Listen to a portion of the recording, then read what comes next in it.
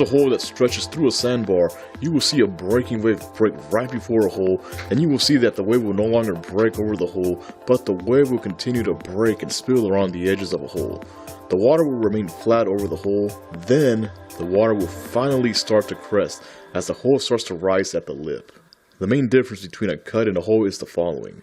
A cut requires a sandbar, whereas a hole does not require a sandbar. Holes can actually form anywhere along the beach. The way I fish holes is pretty simple, just cast right in there. It's just that easy.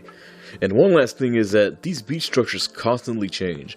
When there's a cut or a hole on the beach one day, it might not be there another day. The beach constantly changes as the wind and currents change. And wind and tides play a major role in the beach structure. Sandbars change as well, but are much more stable and do not drastically change day by day.